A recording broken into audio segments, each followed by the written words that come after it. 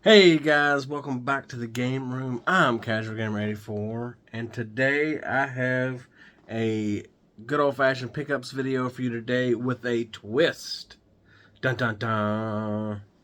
So, I've got 3 games that I picked up that I want to talk about, and there's some other stuff that I picked up that I want to add a little bit into and actually show you some footage of. So, let's roll that intro and we'll get into what I got.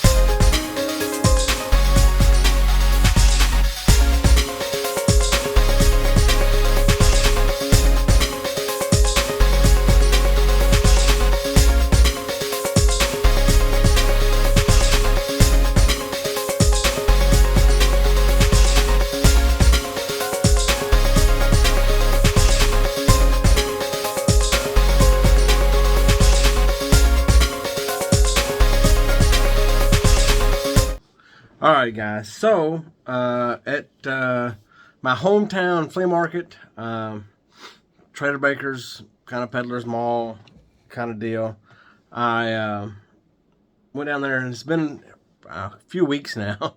I'm just not getting around to this video. I picked up a few things. I think I got some really good deals on them, and then we'll get into the rest of the stuff in just a moment.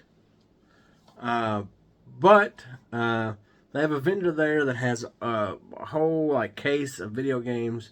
Every video game in there is $3, which I love. A lot of it's filler titles, but $3 for video games nowadays is awesome. So regardless of what system you're collecting for, you can find some quality titles to fill your collection or to just play. One of them I picked up for the NES. An NES game for $3. It's not a sports title. Well, I guess this is kind of a sports title. I'm not sure, I never played it. But $3 for an NES game that I've never played. I'll do that any day. And it is Roller Games. It does have some writing on it. I can get all that off. No problem at all. It is by Ultra, which you all know is Konami. So yeah, looking forward to adding that to the NES collection. It's growing and growing every day. So always love adding a new game to the NES collection. While I was in there, I also picked up a 360 game. I've not really showed my 360 any love lately. I did, however, take it apart, cleaned it real good, repasted it with new thermal paste, put it back together, and it is running great. I'll get more in depth into that in another video. But for the 360, I picked up Prison Break, The Conspiracy. Never played it before. I don't know anything about it. I did watch the series when it first came out years ago and enjoyed it. But it is complete. I think I give $6 for it. I'm not quite sure what it goes for on price charting. And then on my way out the door, after I already paid for that stuff, this is what gets me. There's another vendor that has stuff, but his like case is right by the door, so you really don't catch it when you go in. You catch it when you come out. He had a PS5 in there that he had to cut back prices, so it was the same as retail, which sucks. Hopefully he got it at retail. Hopefully he breaks even on it. But you know, when you're a reseller and you scalp stuff, that's kind of what happens. But this was a brand new game up until the point that I opened it. And it was only $30. So I went and picked it up. Thought it was a good deal. That is Ghost of Tsushima, the director's cut on PS5. $30. I thought it was really good. It was brand new again on this game. I looked at comps and they were, you know, still the $45, $50, up to $60 range. So glad to pick this up, put it in the collection for a reasonable price. It's a great game. I've not played all the way through it, but now that I get it on the PS5 and it's the director's cut, I look forward to playing it again. So now on to the twist. The twist is, it looks like as of like this last week, Walmart's starting the whole clearance thing again. Now you're not going to get 99-cent games and penny games like you were before, right now anyway. But they do have a lot of stuff clearanced, not just video games. I did pick up quite a bit of stuff, and some good stuff, I think. So I realized when I watched the latest season of The Mandalorian that I am a Star Wars fan, but I show Star Wars really no love at all in the game room, which is kind of crazy. So when I seen these little cheap Hasbro figures that they've got on clearance, I thought, you know, I'll pick them up. They'll make good display pieces up here somewhere. I'll find somewhere in here to put them. But they're on clearance, as you can see, for $2.50 a piece. I picked up the Mandalorian, and it does look like he comes with his pistol. I picked up Luke Skywalker. Looks like he comes with the green lightsaber. So this is the either the Return of the Jedi Luke Skywalker or the Mandalorian time period Luke Skywalker. And then I picked up a Darth Vader, and it appears that he comes with his red lightsaber. All $2.50. They were $5.26, so a little under half price. $7.50 all in. That's pretty cool. So I'm going to go ahead and pop these open real quick, and we're going to take a look at them. Because I'm going to display them anyway, so it really doesn't matter. I don't know if these are like, I don't know, bargain ones or what the deal is. I don't think they have as much articulation, and the packaging is just wrapped in like some wax paper, it looks like. So I don't know what the story is behind these particular figures. Plastic-free packaging. I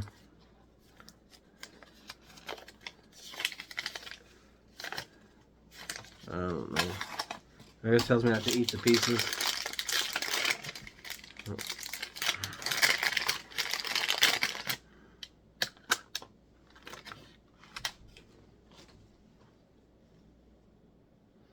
Alright, so there's no articulation. The lightsaber does not come out of his hand. But for display purposes, I think it's great. I don't really love the sculpt on it. It looks more like Eric from that 70s show than it does Luke Skywalker. But hey, who am I to judge? Maybe he wants to be a Jedi too. Now I can see that this is going to be finicky to try to get this blade in there. So his arms move up and down, no side to side manipulation. He bends at the waist, and his legs does not move at all, which is okay.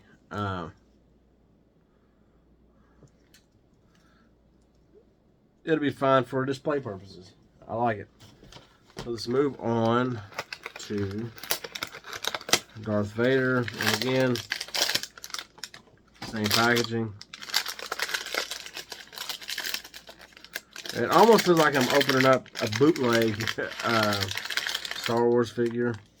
This one is a little cooler. as the lightsaber's all one piece, and it does come out of his hand. So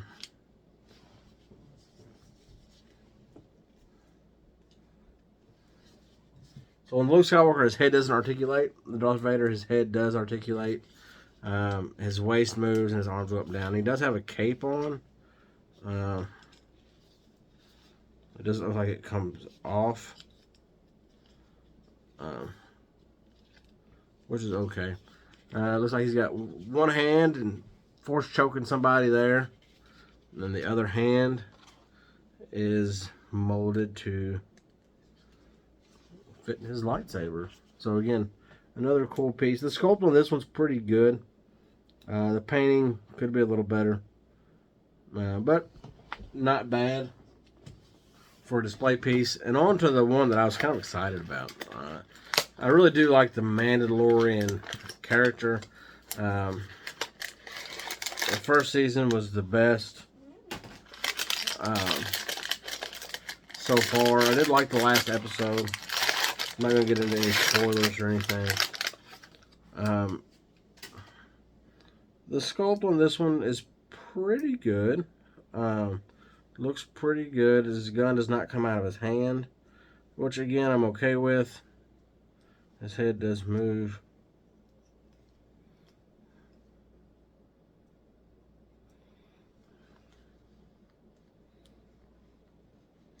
It almost feels like his helmet should come off, but I don't think it does. But yeah, the sculpt overall looks pretty good. I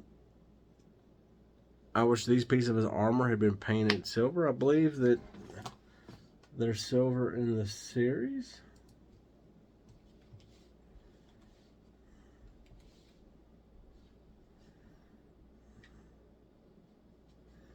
Let me look up real quick and see.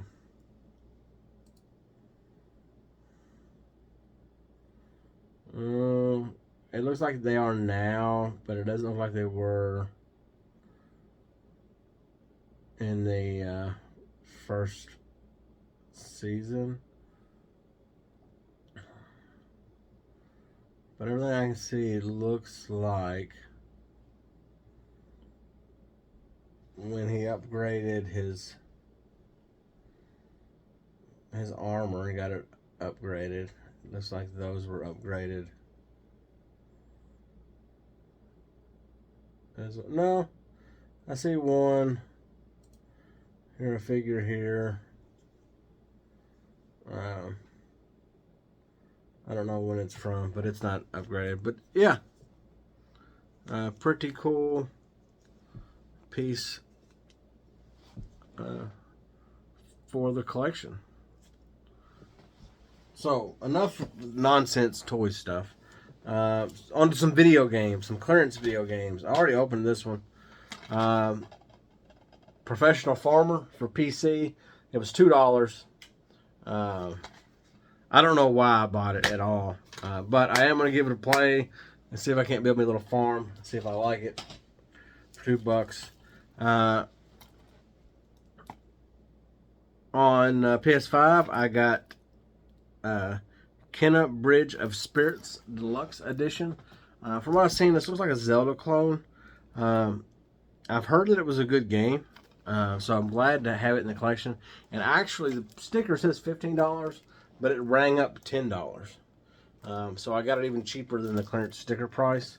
I was going to get Sackboy on PS5, but I did not. I'll wait to get that. But I scanned it. I'll throw a picture up here. Although it was marked at $30, it rang up or scanned at $20, so it was $10 off that clearance price already. So I'll keep an eye out and see if it gets lower, if it's still there. And the last one, which I think is the coolest one by far, and I kind of want to open it, but I don't really need to because I've already got it digitally. And that is Teenage Mutant Ninja Turtles Shredder's Revenge for $17. It is a limited run release, although it is widely released at several retailers. it's still really cool for $17. Glad to have it in the collection. I'll keep it sealed for now. Because again, I got it digitally, so there's really no point to opening it other than to have an open physical copy, I guess. But I don't need an open physical copy. But down the road, if anything ever happens, I do have a physical copy of it for $17. So yeah, added 2 games to the collection. Added some figures to the game room, all on clearance. And added some other cool stuff from the flea market. So guys, thanks for watching. If you enjoyed the content, hit that like button. If I earned your subscription, hit that subscribe button. I'd really appreciate that. And guys, until next time.